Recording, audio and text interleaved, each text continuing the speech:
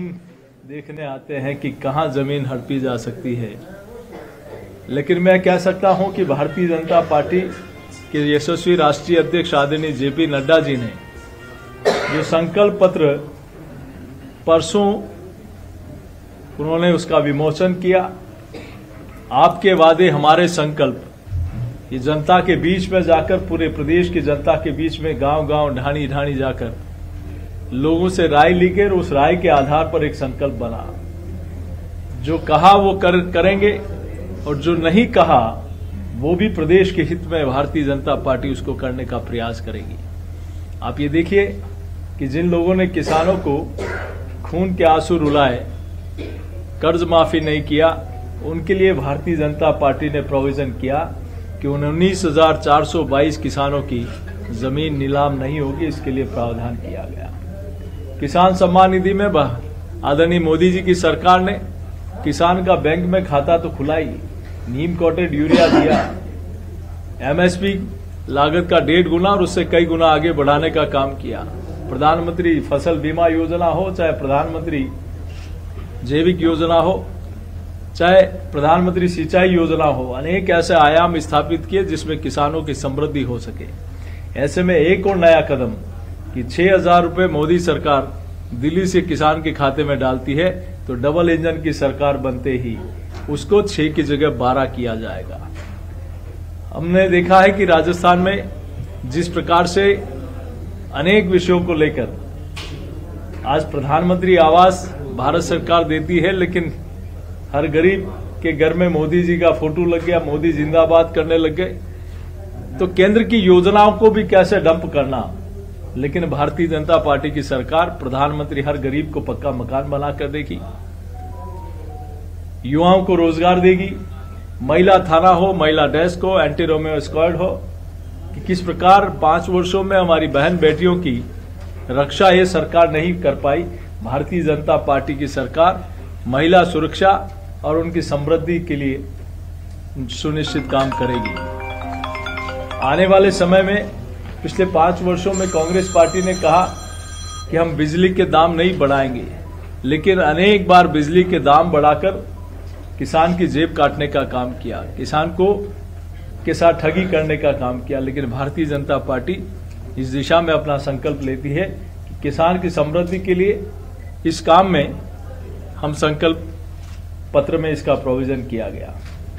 हमने इस दिशा में संकल्प पत्र में चाहे महिला हो, युवा हो, गरीब हो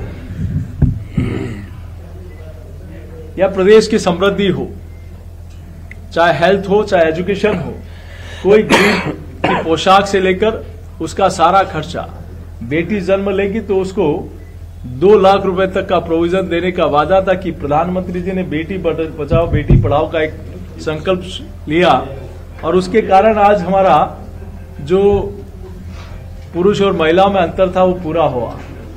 तो मैं यही आपके बीच में विशेष रूप से कि कांग्रेस की गारंटी, जनता ने गारंटी फेल कर दी, और आपके यहीं एक छोटा सा एग्जाम्पल दूंगा कि किस प्रकार से जनता के साथ ठगी करते हैं। 2018 में भी ठगी करके धोखा देके सत्ता में आए, और अभी 15 अगस्त 2023 को हालांकि वादा 3 साल पहले किया कि 1,40,00,000 महिलाओं को हम मोबाइल देंगे, लेकिन दिया प्रोविजन 40 लाख का किया, दिए 17 लाख, और उसके बाद का बाकी बची महिलाओं को हम गारंटी कार्ड देंगे। वो गारंटी कार्ड 15 अगस्त 2023 को उन्होंने इस दिशा में अपना वादा किया। जब नहीं दिया तो लोग कहीं न कहीं न्यायालय की शरण ली, तो 2 बार सरकार गई नहीं और तीसरी बार हलफनामा दिया, एफिडेविट दिया, लिखित में दिया कि हम कोई गारंटी कार्ड इन महिलाओं को नहीं देने वाले। तो किस प्रकार से लूट और झूठ की सरकार, धोखा देना, सिर्फ वादे करना। उज्ज्वला का कनेक्शन भी आप देखिए कि 500 के होर्डिंग लगाए हुए हैं, 500 में 300 मोदी सरकार दे रही है। ये भी अगर लगाते तो अच्छा होता। आप इतने वर्ष कई बार मुख्यमंत्री रहे, किसी गरीब के आवास की नहीं सोची, उसके उज्ज्वला के कनेक्शन की नहीं सोची, उसके स्वास्थ्य की नहीं सोची, दिव्यांग भाइयों के लिए नहीं सोचा। अगर आयुष्मान भारत नहीं होता तो ये चिरंजीव नहीं आता। तो इसलिए हम सब लोग आज ये सब लोग भारतीय जनता पार्टी का कुनबा बढ़ रहा है, परिवार बढ़ रहा है। तो उसके पीछे कारण है भारतीय जनता पार्टी में विश्वास और कांग्रेस के प्रति अविश्वास कि इन्होंने हमेशा झूठ बोलकर सत्ता में आए, उसके बाद कुर्सी बचाने और भ्रष्टाचार करने के अलावा कुछ नहीं किया। बस यही आप सब लोगों के बीच में बातचीत कर रही थी। बहुत धन्यवाद। सर, कांग्रेस कल कह रही है कि सर आप जो संकल्प पत्र आया है ये रेवड़ियां हैं, आप रेवड़ियों पे आपत्ति करते हैं, भाजपा करती है, तो ये इसको आप रेवड़ियों के उसमें देखेंगे या जनता के हित में देखेंगे? देखिए, भारतीय जनता पार्टी ने हमेशा गांव, गरीब और किसान के कल्याण के लिए, प्रदेश के हित के लिए पिछले 9.5 वर्ष में जो कहा वो करके दिखाया। सिर्फ बातचीत नहीं की, चुनाव के समय वादे नहीं किए।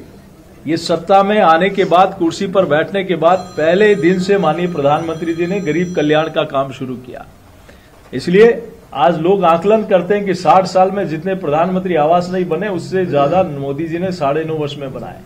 चाहे उज्ज्वला कनेक्शन का विषय हो, जनधन का खाते का विषय हो, शौचालय का विषय हो, हर घर पे पानी पहुंचाने का विषय हो, इन मामलों में 60 साल में ये 9.5 वर्ष भारी पड़ते हैं। तो सिर्फ वादे नहीं करना, चुनाव के समय नहीं कहना, वो करके दिखाना। इसलिए 60 वर्ष से 9.5 वर्ष ऊपर दिखाई देते हैं। तो जो कहा वो करके दिखाया, ये विश्वास मोदी जी के प्रति है।